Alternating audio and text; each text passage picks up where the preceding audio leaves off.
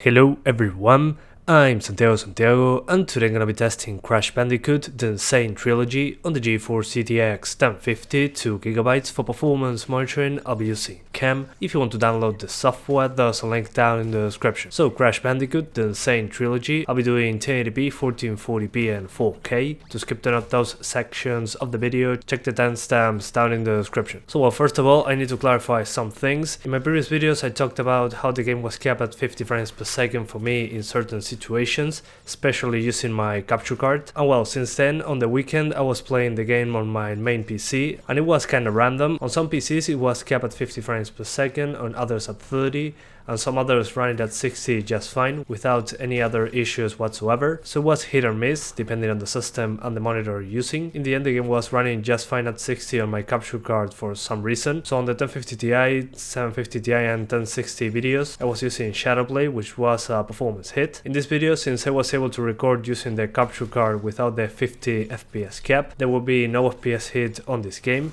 The capture card is connected to other PC that is doing the recording. So yeah, if you have that issue, I'm sorry, but I don't know how to fix it. There are some solutions that are in the Steam forums, but neither of them work for me. For me it was just kinda random. Sometimes it was 60, sometimes it was capped at 50. It was kinda weird. So hopefully they release a patch that fixes this. But well, on 1080p first, I used almost the maximum settings. I just lowered shadows from ultra to high in order to get 60 frames per second pretty much all the time. Then I crank it up to the max, which means that I just crank up shadows from high to ultra. We're still at 60 frames per second, but when there are some explosions, dust or smoke on screen, there were some drops into the mid 50s. So if you don't care about those drops, just keep it maxed out. If you care, just lower shadows from ultra to high. Then I switch to 1440p and I show you the maximum settings to see what frame rate we get. We are pretty much over 30 frames per second all the time. Then I lowered the settings to the minimum to see if we can get a smoother frame rate. And finally at 4K I used the lowest settings and it wasn't enough to maintain 30 frames per second. It dropped below 30 pretty much all the time in the stage that I tested. It was around the mid 20s, so I recommend in this case avoiding 4K.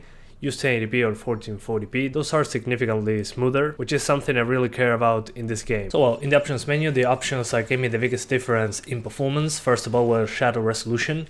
Shadow resolution from ultra to high was already a significant performance difference, so I recommend first lowering it from ultra to high. Then the anti-aliasing option is just FXAA, but I see a small difference in performance with that. And then for some reason with ambient occlusion I didn't see a huge difference in performance, which is kinda weird. That's usually a big performance hit on most games. And then the options I didn't mention, just lower them in groups, but the main one is shadows, then anti-aliasing and then the rest. And depending on which refresh rate your monitor has, in my case I have a 60Hz monitor, so it says 60 or 30, and the game has a 60 frames per second cap. That was what most people were saying, but some people with high refresh rate monitors found a way to go over the 60 FPS cap, so I don't get why they don't just let us unlock the frame rate or choose the refresh rate of the monitor, so we don't have the issues that the frame rate is kept at 50 frames per second or 20 frames per second. It will make things a lot easier for everyone. Also, it seems to have some false V-Sync, even if I turn off V-Sync. Sometimes you're just running around at 60 and then, I don't know, an effect shows up